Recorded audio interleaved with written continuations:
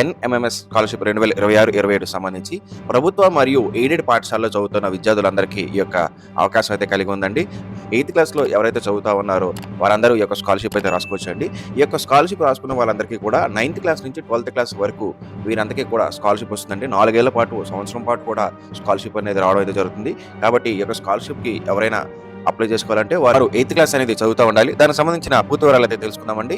ఈ యొక్క స్కాలర్‌షిప్ యొక్క ముఖ్య తేదీల్లోకి వస్తే తెలంగాణ వారికి దరఖాస్తుకి చివరి తేదీ ఆగస్టు 27, 2026గా ఉంది. అది ఆంధ్రప్రదేశ్ వారికి దరఖాస్తుకి చివరి తేదీ ఆగస్టు 31, 2026గా ఉందండి. స్కాలర్‌షిప్ మొత్తం కూడా ఎటువంటి మధ్యవర్తుల ద్వారా కాకుండా డైరెక్ట్‌గా విద్యార్థి లేదా తల్లిదండ్రుల యొక్క బ్యాంక్ అకౌంట్‌లో అమౌంట్ అయితే పడడం అయితే జరుగుతుందండి.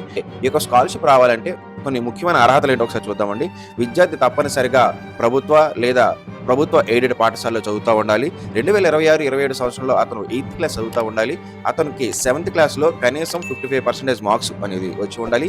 ఎస్సీ, ఎస్టీ విద్యార్థులు అయి ఉంటే వారికి 50% మార్కులు వస్తే సరిపోతుంది. కుటుంబ ఆదాయం అనేది అంటే వార్షిక ఆదాయం అనేది 3,50,000 లోపు ఉండాలి. అంటే ఇన్కమ్ సర్టిఫికేట్‌లో మీకు ఇన్కమ్ అనేది 3,50,000 కన్నా లోపలే ఉండాలండి. తర్వాత అతని యొక్క వయసు అనేది 13 నుంచి 15 సంవత్సరాల మధ్యలో ఉండాలి. స్కాలర్‌షిప్‌లో 2 రకాల ఎగ్జామ్స్ ఉంటాయండి. ఒకటి మ్యాట్, ఇంకొకటి సాట్. ఈ మ్యాట్ ఎగ్జామ్‌లో ఏమడుగుతారు అంటే రీజనింగ్, అర్థమెటిక్ వంటి క్వశ్చన్స్ మొత్తం 90 క్వశ్చన్స్ ఉంటాయండి.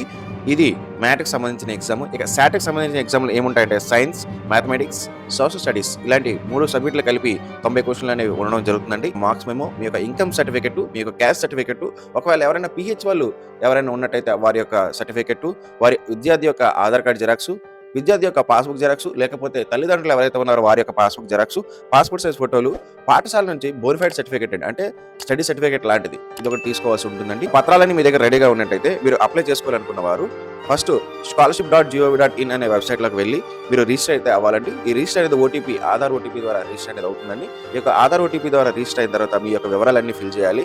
ఈ యొక్క వివరాలన్నీ ఫిల్ చేసిన తర్వాత మీరు ఏవైతే ఇప్పుడు ఇంతకుముందు డాక్యుమెంట్స్ అని చెప్పున్నానో ఆ డాక్యుమెంట్స్ అన్ని అప్లోడ్ చేసినట్టయితే మీకు ఫైనల్‌గా ఒక సబ్మిట్ చేసిన కాగితం అనేది వస్తుందండి. అది ప్రింట్ ఔట్ తీసుకొని మన దగ్గర ఉంచుకోవాలి.